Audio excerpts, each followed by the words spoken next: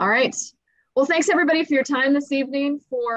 We've got a couple of virtual umpire association sessions, both this week and next week. So we appreciate everybody's time. And for the people I haven't met on the call, my name is Lori Roop. I'm the UA president, and we're trying different things this year, just given our virtual world that we are now in with COVID. So appreciate your guys' time tonight, and I'm going to turn it over to Steve Arnott. He's our rules guru on the board, and he's got some things to cover as a rules professor. So Steve, I'll turn it over to you.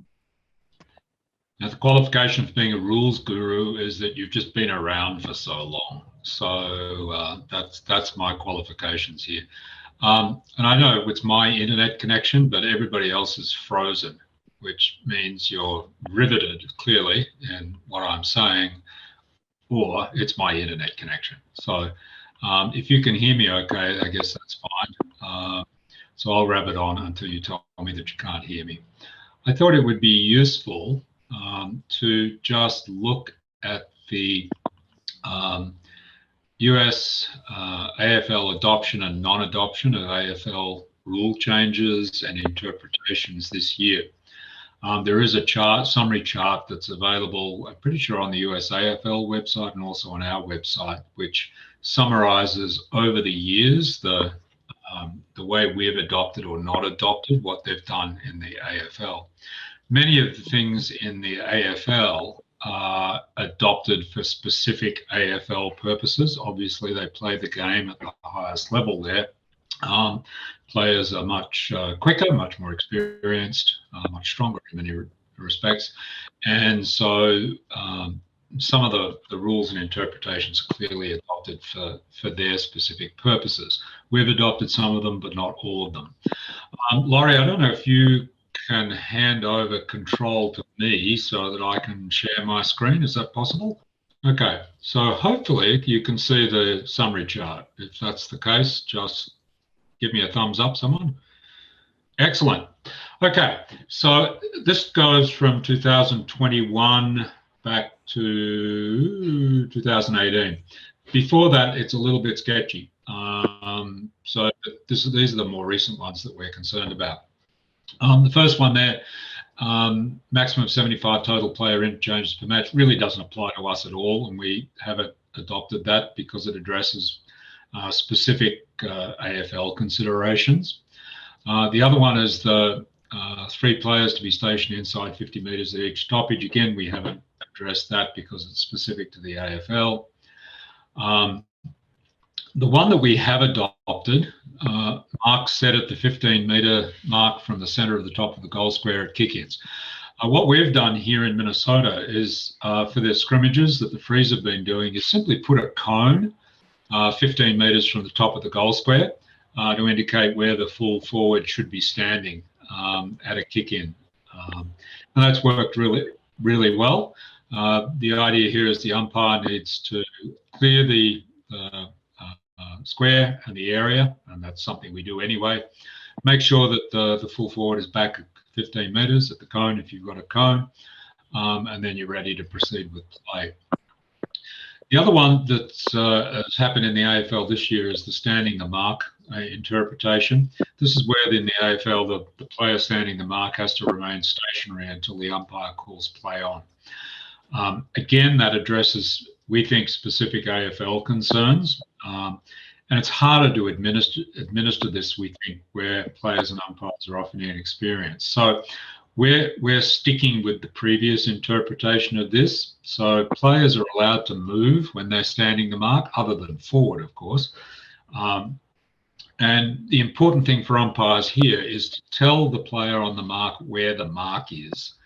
One of the problems we have with players running over the mark is that they can sometimes argue persuasively that they weren't told where the mark was. So umpires should get into the habit of telling the player on the mark either that they're on it or that they can come forward a metre or they have to come back a metre. And it's better to specify the distance that you're asking them to come back, particularly. If they choose to go back from the mark and then run forward, that's fine as long as they know where the mark is, and you can tell them that you've got 2 yards. But if you're telling them to come back, specify the distance rather than saying come back 1, because they'll take a very short, prissy little step and say that, well, I've done the 1 step. Tell them to come back 1 yard or 2 yards or however much you need to tell them to come back on the mark. But we have not adopted the standing the mark rule that they have in the AFL. The other one that we did adopt here, going back, or the one that we didn't adopt, is the kick in after goal umpire signal. The one here is that we wait for the flags to be waved, and the reason for that is that we don't necessarily have USAFL UA goal umpires. Sometimes we have player goal umpires. So it's better for us, the player waits until the flags are waved before the fullback kicks in. So what we do is give the fullback a reasonable amount of time once they've recovered the ball. That's the other thing that has to happen here. And then, so once they're back in the goal square, ready to kick in, I generally count 1 Mississippi, 2 Mississippi, up to 5, and then call play on. Once you call play on, the full forward can run forward from the 15-metre mark. The other thing that we do allow now is for the fullback to run out of the goal square. They don't have to kick the ball out of the goal square. They can simply run out of the goal square and then dispose of the ball. As soon as the fullback leaves the goal square, call play on. Obviously, that disadvantages the full forward if you don't do that. So just be watching, maintain verbal control over the situation from a kick in. As soon as the player runs out of the goal square, call play on. Steve, yeah. Is it possible? I was just wondering about the 15-metre mark. I actually just looked it up to see what the protected area was, because I couldn't work it out from just watching the games. But it's basically an arch. From a kick at a kick in. Yeah. Yeah, it's essentially an arc starting at the 15-metre top of the goal square, 15 metres from the top of the goal square. The idea is that you clear everyone out of that area, so you just have the full forward and the full back. Sometimes in the AFL, particularly, the fullback plays on very quickly. Here, you may get a situation where you're clearing the square out or the area out, and the flags are waved.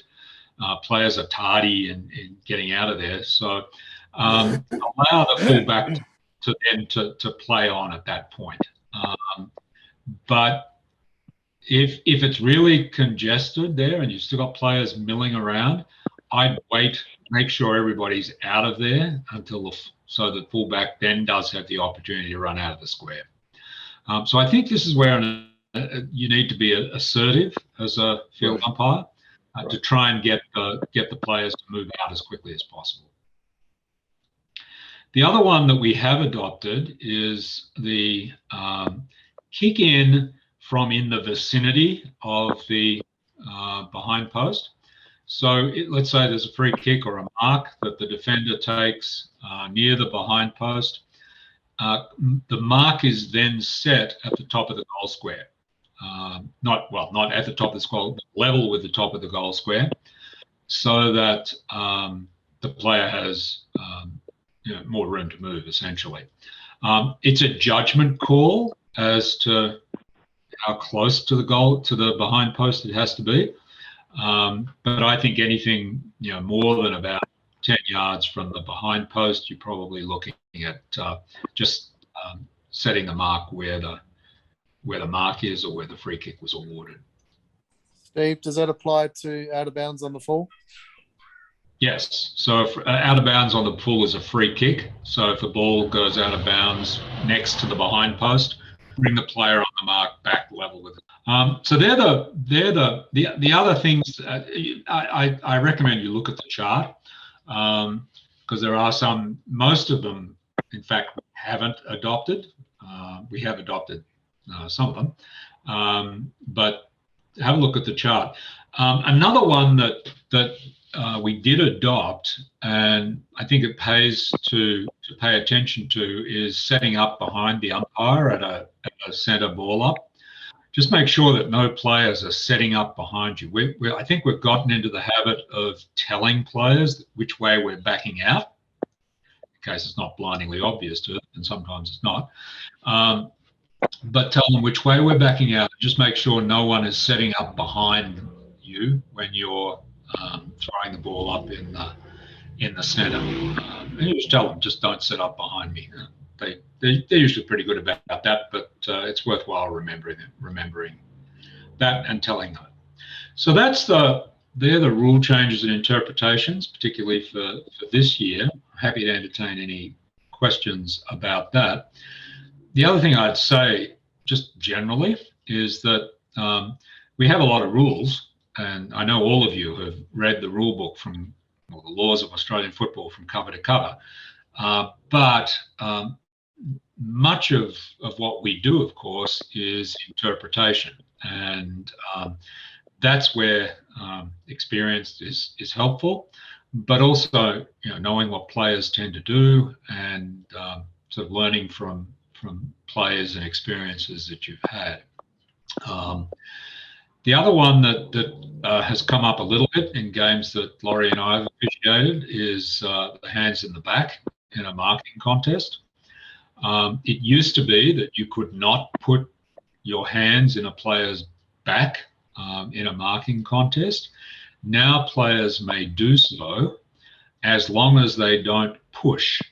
So in other words, they can use their hands to maintain their position as well as their body. They can always use their body to maintain position, but they can use their hands to maintain position. What you're looking for there is the forward movement of the hands and arms. If you see that, it's going to be a free kick for pushing it back in the marking contest. But if the player does not move their hands and arms forward and is just maintaining their position, then that's perfectly acceptable. So that's something to keep an eye on too. Any questions about what we've done and what we haven't done so far as the AFL is concerned? I often tell freeze players that the worst thing they can do is watch the AFL because, again, it's an interpretation thing. Everybody knows that there's a rule that says you're not allowed to tackle a player who is not in possession of the football. But when you watch AFL games, you'll see what seems to be a tackle applied to a player who doesn't have the ball, and yet there's no call made. In the AFL, I think they tend to be a little loosey-goosey with holding the man. What I look for when I'm umpiring is retarding the player's progress. So if someone tackles a player who doesn't have the ball and clearly retards that player's progress, then that's holding the man. If a player tackles a player without the ball and it denies that player an opportunity to get the ball, then it should be holding the man. However, if a player sort of touches another player, even puts his arm on their sides or even touches their jumper, but doesn't really retard their progress, then I'd call play on or let play go. But again, this is an interpretation thing, and generally speaking, especially for inexperienced umpires or less experienced umpires, I would err on the side of paying a free kick. I think one of the criticisms that's leveled against us as umpires here in the US is sometimes that we don't pay enough free kicks. I would err on the side of paying a free kick, particularly when it comes to high tackles. I rarely hear players complain about a free kick paid for a high tackle. Even players on the team that the free kick is against, because they know that they want to be protected from high tackles too. So I would be very solicitous about paying free kicks for high tackles. You're not going to get very much criticism about that at all. So err on the side of paying the free kick for high contact or high tackles. What about if a player ducks into it? If a player ducks into a tackle, that's essentially their prior opportunity. I'm assuming they have the ball. If a player with the ball ducks into a tackle, and the tackle is otherwise fair, in other words, it would have been fair but for the ducking, then the ducking is that player's prior opportunity, and they must dispose of the ball immediately that they're tackled. If they don't, it's holding the ball.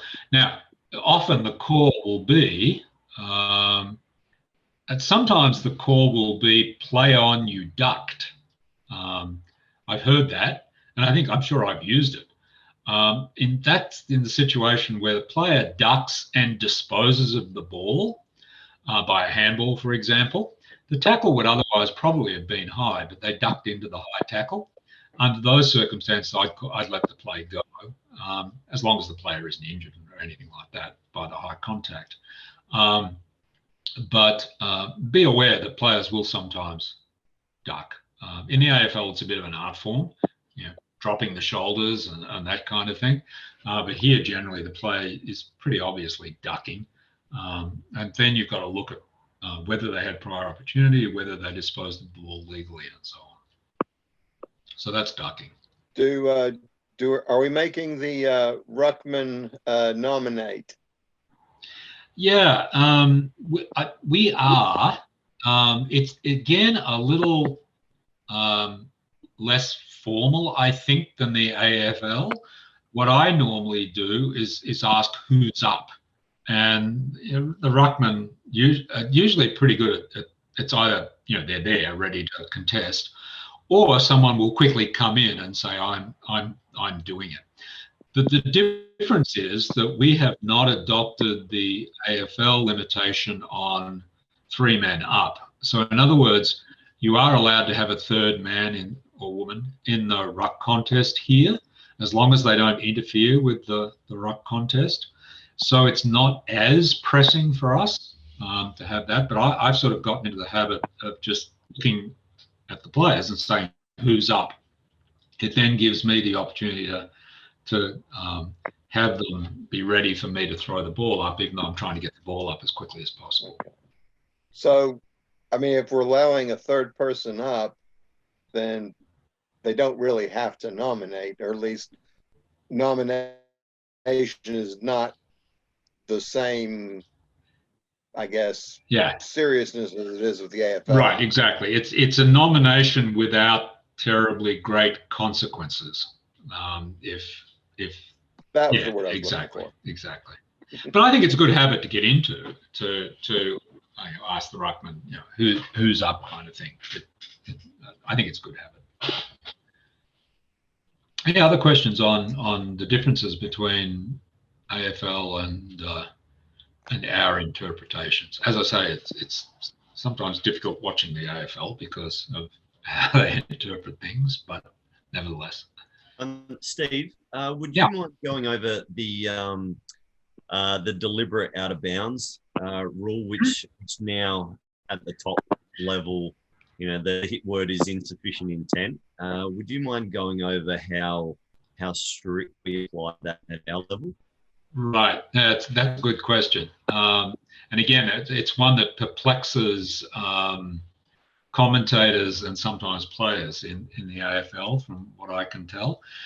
My general approach here, and I think that's true of other umpires that I've spoken to, is that generally speaking, if the ball is kicked out of bounds,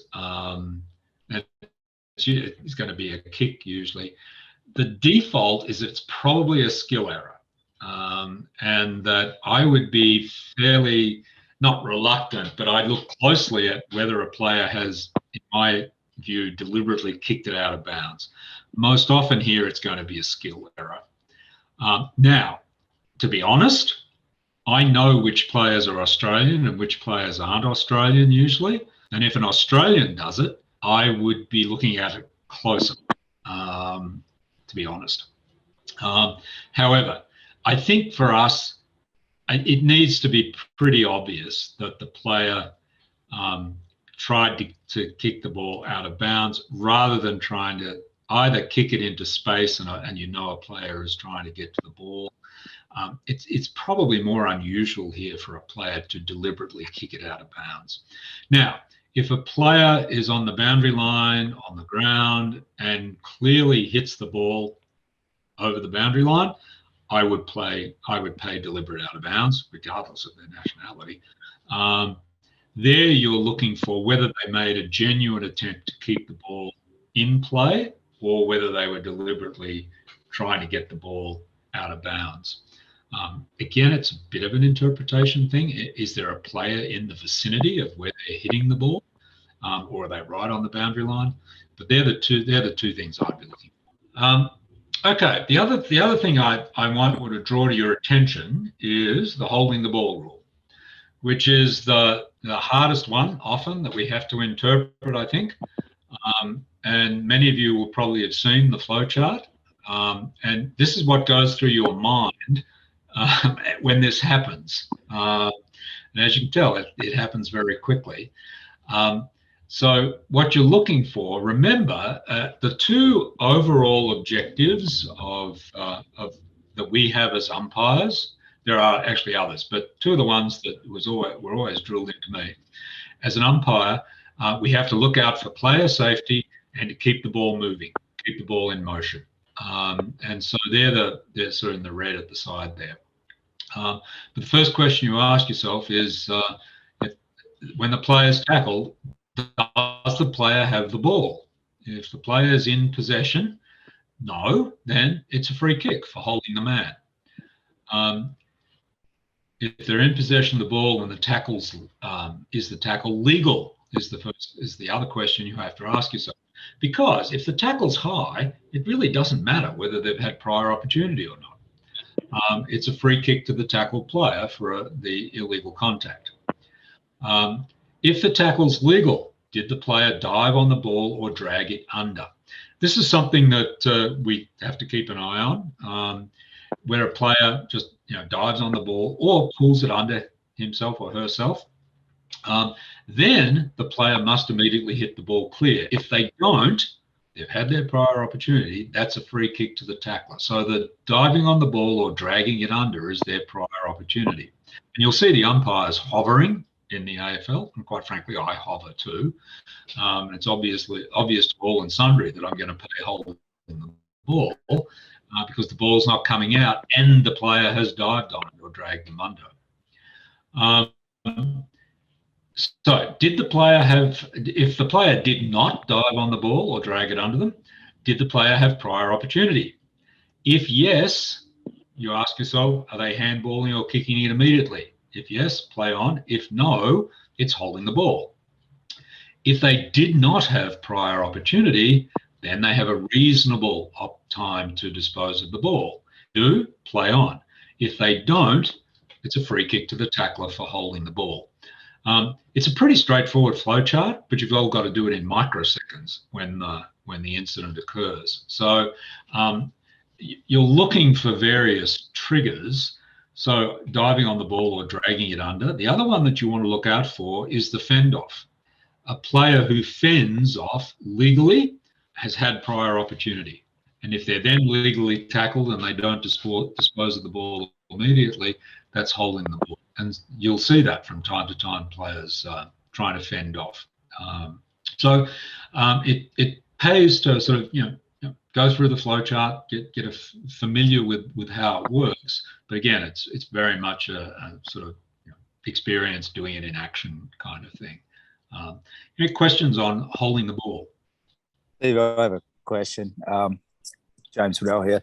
I'm watching the AFL, and as you're saying, it's probably not the best thing for us, but when a player gets the footy now, it seems like they have an eternity. They get swung around 3 or 4 times, and as long as they make some kind of pathetic hand pass or toe tuck, make the ball, they kick the ball off the ground, it's okay. Yet somebody will pick the ball up, and it'll be sort of some poor version of a disposal, and they get pinged. And I'm also seeing now the AFL players are super skilled at virtually just dropping the ball, like letting the ball fall out of their hands And, most umpires will go, oh, it's, knocked out in the tackle. And I guess this is every case is different, but has there been some kind of like relaxation on the time it takes to dispose of the ball? In the AFL, they may be interpreting that way. I mean, we haven't formally done that. I agree with you. You see players who are swung around 2-3 times, and then they manage to get it on their boot, and it's play on. The umpires do seem to allow more latitude for that. They for like a fend off or something like that. AFL players are very skilled at making it look as though they don't have the ball when really they're sort of in control of it. Players here probably generally aren't that skilled, and so it's a bit more obvious for us. The other thing you see in the AFL are players who are in the general vicinity of the ball, could arguably be over the ball, and they're tackled, and play goes on. I think what the umpires are doing is saying, well, all right, you're sort of in control of it because you're sort of over it, but you're tackled and you don't really hurt. So I'm just going to call play on, and it'll all sort itself out. I guess that's a long way of saying I can't really explain each decision. But I agree that in the AFL, you see players that are twisted around 3 times before they manage to get the ball. I probably would be holding the ball rather than the AFL umpires would under those circumstances. Thanks, Steve. And just one last question. Please confirm that handing the ball to another player, rugby style, is in fact a throw still. That is in fact a throw. It is not a legal disposal. Thank you. Neither is a flick pass. I saw one of those recently. Neither is the ball leaving your hand and then punching it and calling that a handball. Yeah. What exactly is a flick pass? Flick pass is where you have the ball in your hand, and instead of punching it, you basically flick it with your palm. Okay. The other one, sometimes with the throw, is the player who is sort of moving the hand that's holding the ball at the same time they're punching it.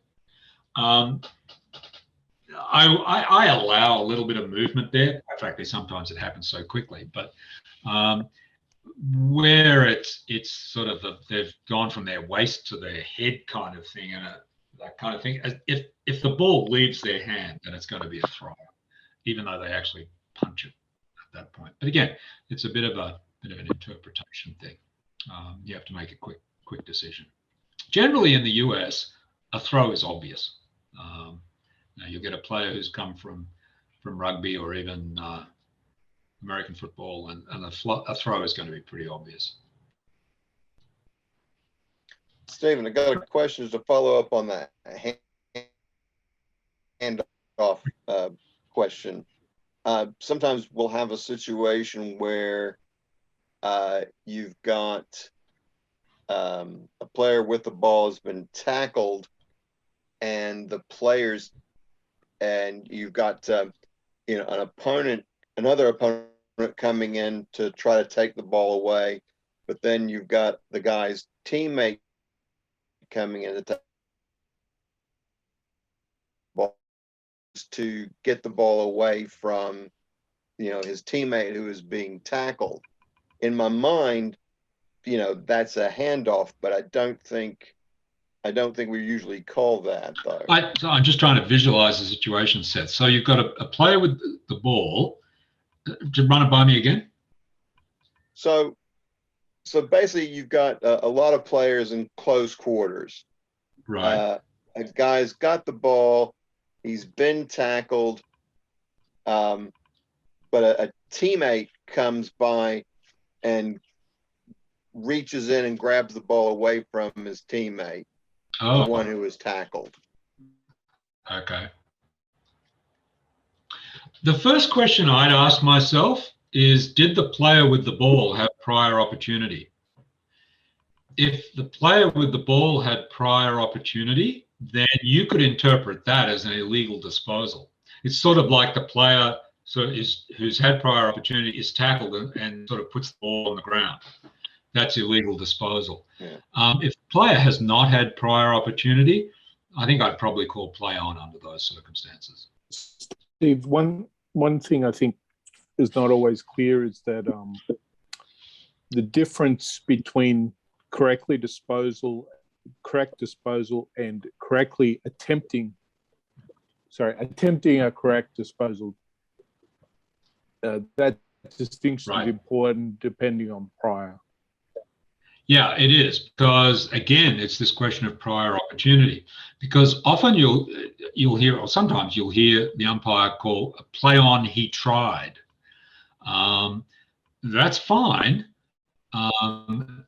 as long as the ball is more or less lost in the tackle. If the player's had prior opportunity and then is tackled and attempts to kick the ball and misses, that's holding the ball because he hasn't disposed of the ball correctly. So the time, you're right, the timing is important there. Where the ball is lost in a tackle is where the ball, where the player has not had prior opportunity, the player's tackled and the ball spills free. Then yes, then the call is play on. Even though the player hasn't handballed it or kicked it, the ball just spilled out in the tackle. If he hasn't had prior opportunity, call play on. And I generally call play on lost in a tackle, so the players know what's going on. Other questions? Incidents and situations that have come up that you're interested in?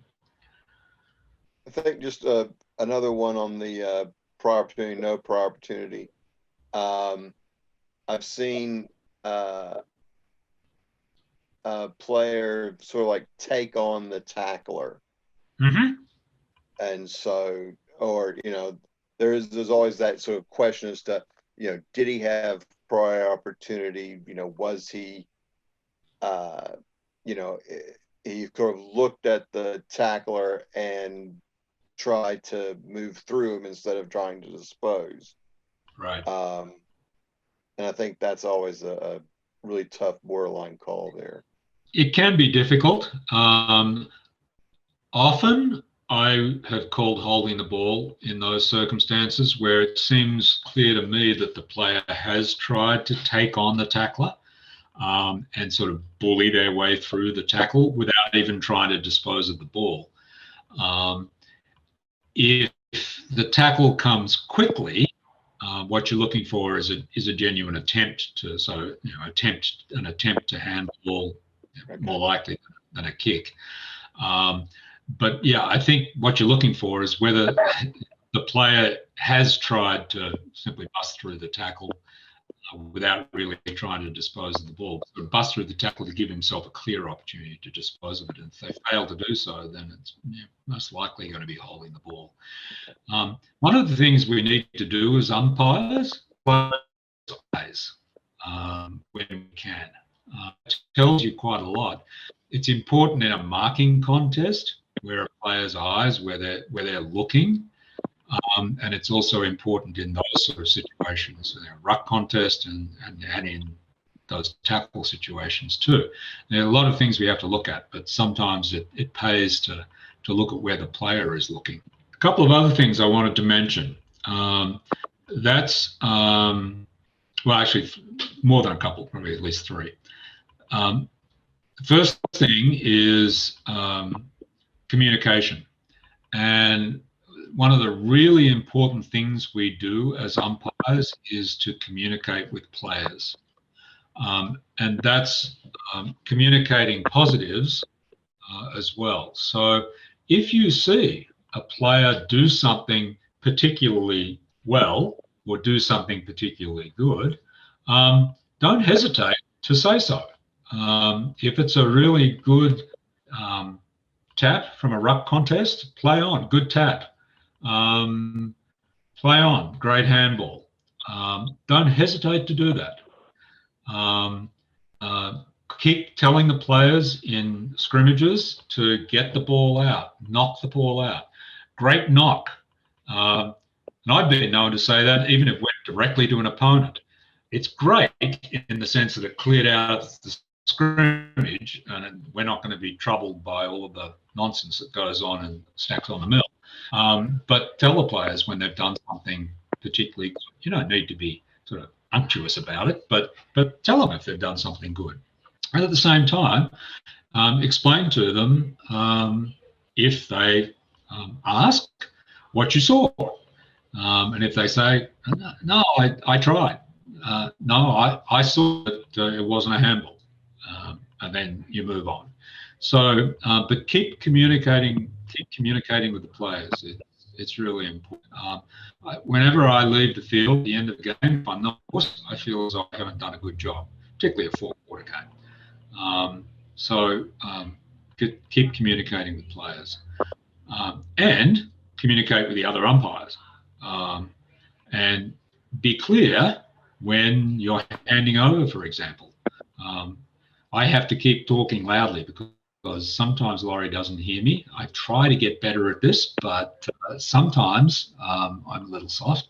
So yell out, err on the side of yelling out that it's yours or that it's still mine. I tap my chest to indicate it's still mine, but I also say still mine. Or you're yelling out, yeah, you would think I'd be good at yelling. You're saying yours on the kick, that kind of thing. If you're keeping control because there's no clear disposal, players bouncing it or futzing around and so on, but not getting tackled, and you haven't got a clear opportunity to hand over, just you can say mine, yours on the kick, and hopefully they'll kick at some point. So be communicating both with players and also with your fellow umpires, and that's just not field umpire to field umpire. It's also communicating with goal umpires, and in the sheer unmitigated luxury that we have boundary umpires, communicating with the boundary umpires as well. The other thing is, one other thing is the protected area. Make sure that you are policing the protected area around the mark and making sure players are not running through that protected area. Now, they do have some leeway if they're trailing an opponent very closely. Try and keep players out of the protected area as quickly as possible, clear the area kind of thing. But sometimes that's difficult to do. But keep an eye on that for players running through the mark. And they're not anywhere near any opponent kind of thing, or just hanging around.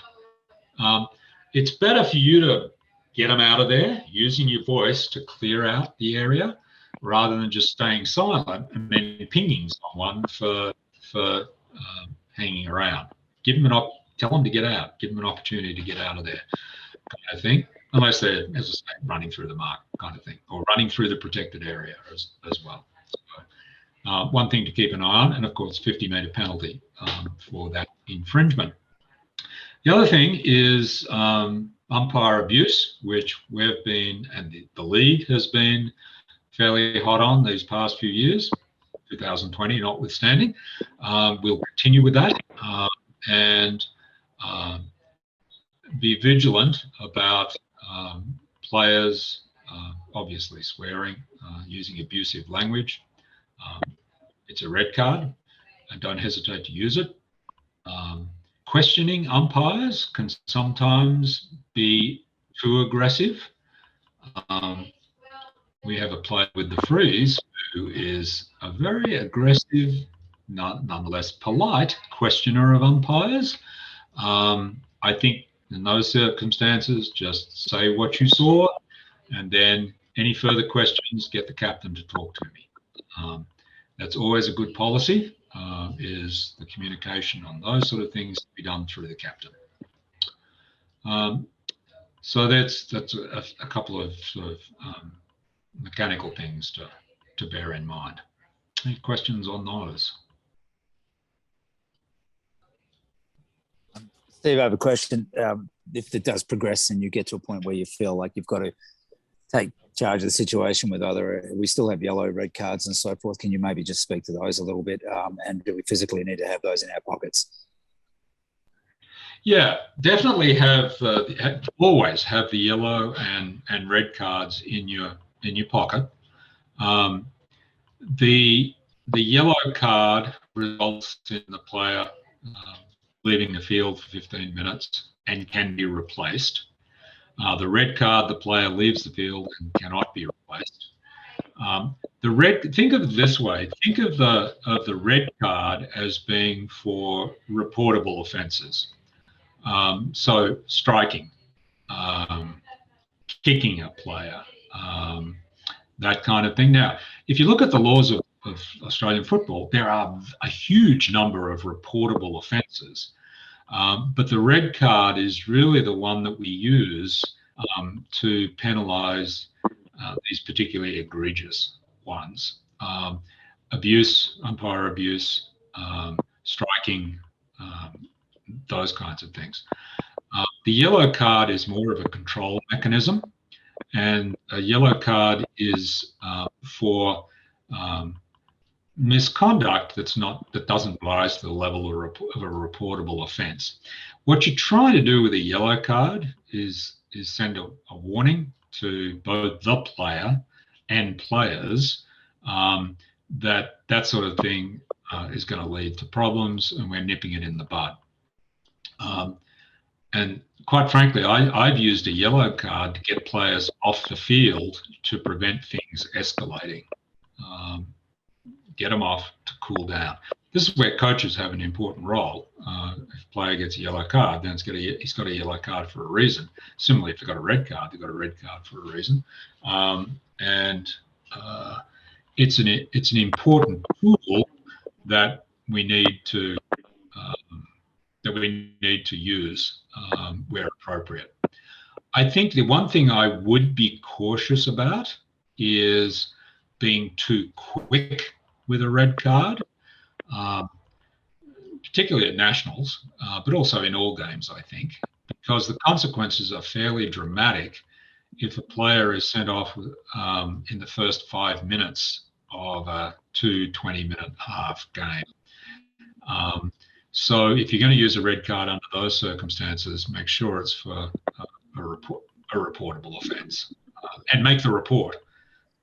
We can talk about the reporting process, but if you use both a yellow card and a red card, there is a form that you fill out and send to the league and to me to indicate that you've given a card, because we keep track of player discipline now, and if a player is subject to discipline at nationals, then we have a record that we can look at in determining what, if any, penalty there is. Hey, Steve, sorry, real quick. We've got a question in the chat from David, and then it looks like Matt O'Leary has his hand up as well. So okay. In the chat, David had a question: do 2 yellows equal a red? So that would be like in soccer, somebody gets a second yellow card, that turns into a red. Do we do something similar? Officially, we don't. In other words, it's not exactly like the soccer rule, because what happens is if you're given a yellow card, you go off and you're not really going to come back until the next half. And I think I'd be a little reluctant to give a red card for something which might otherwise be a yellow card. I look at it on a case-by-case basis. But so if you give a player 2 yellow cards, it's going to be 2 yellow cards on their record, and they're also going to be missing most of the game. So I think it's a pretty dramatic penalty when they can't be replaced here. So sorry, what was the other question? Matt, I'll turn it over to you. The other question I had is, I'm looking at the back of my red and yellow cards right now, and I heard you say something, and I want to either correct you or make sure that I have been aware of an update. Is that for a yellow card, a player is sent off for 15 minutes, but can be replaced immediately? Right. And then a red card is the player sent off for the rest of the game and can be replaced within that game after 15 minutes. Oh, yes, you're quite correct. Yes. Okay, Yeah. just checking. Thank you. Right. It's still dramatic when you're playing a 20-minute half. But yeah, you're right. Sorry, can you repeat that one more time? I was doing some follow-up. The question was, Matt, you were reading the back of your red and yellow cards?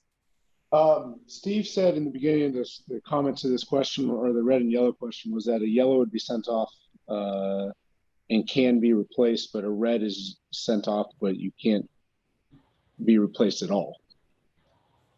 Right. Yep. Okay. Got it. Yeah, the red, you can't be replaced immediately. But yes, you can be replaced after the 15 minutes. But the player receiving a red card can come back into the game once they've sat out, or is it like soccer where once you get the red card, you're out the entire time? No, the player who receives the red card is out for the game. Okay.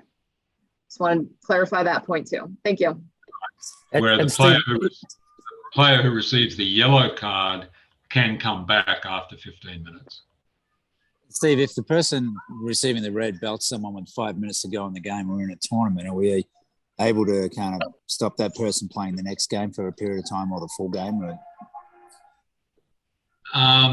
Not as a direct result of the red card. Yeah, if a player belts someone in the last 5 minutes, red card, sent off, reported, then it'll be a question for the tribunal as to whether they miss the next game. Okay, thanks.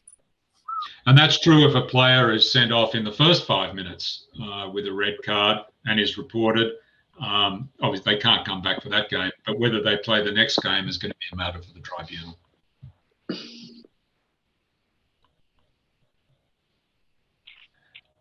Oh, I see Bob Bitmeter's dissed us, but that's all right. We'll catch up with him.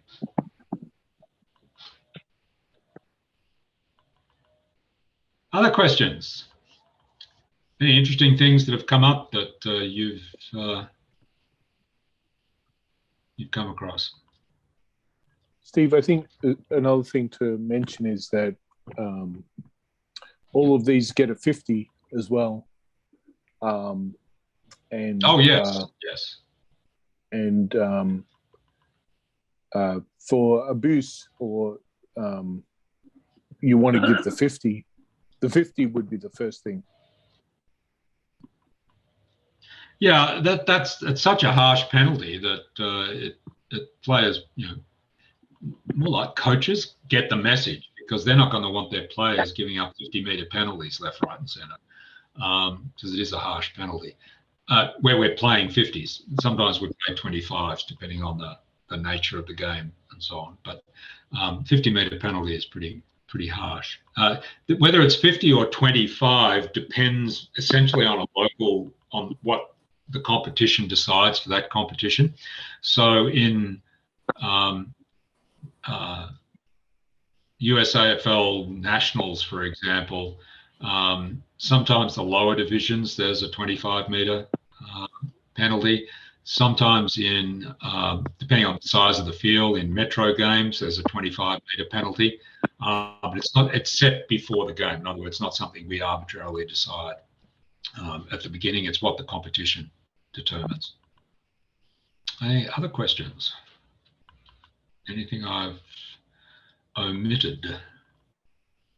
Laurie, is there anything else that you want to cover? I don't think so. I think, some of the documents, the document that Steve showed, that's on our UA website. So you can go back to that to refer to it there. When Steve was talking through the holding the ball and prior opportunity kind of decision tree or chart, that is also on the UA page. I did post it in the chat, so you guys can refer back to that later. And then I think the only other thing I posted in the chat, right, just as a reminder to everybody, if you are attending a sub-regional tournament, please pay your UA dues, and that way we can pay you for your time at the tournament. Yeah, the other thing I'd say is, the other thing about umpiring is a lot of it is presentation. So it sort of goes without saying that you have your socks up, your shirt tucked in, and all that kind of thing. At the very least, look like an umpire. That can persuade a few people. Use a strong whistle. I was always taught that if you put the whistle to your mouth, blow it, and if you blow it hard. It really does enhance your credibility as an umpire by you indicating that you've seen clearly what's happened, you've blown strongly, and you've made your decision, kind of thing. So, a lot of umpiring is presentation as well. So that's also important to remember. All right. Any more last minute questions? I will say that if anything comes up or anything is confusing and you're thinking, well, was that the right thing there? Don't hesitate to shoot me an email or get in touch, because we're happy to talk through it and look at different situations. So either me or you could always contact Jeff person but yeah, get in touch. Let us know what's happened so that we can deal with it. All right, sounds great. Well, I just want to thank Steve. First of all, thank you to you for organizing the content and presenting tonight and fielding people's questions. That was amazing. Thank you for doing that. And then thank you to all of you for attending. I appreciate the interaction and the questions. Like, this was exactly what we were hoping tonight's session would be. So thank you, everybody, for your time. I will get this recording. I'll get this out to everybody and we'll get it posted. And that way, if you want to review any of the content, we'll have that available to you. So thank you again, everybody. I hope you have a great, wonderful evening, and I'm sure I'll talk to you and see you all soon.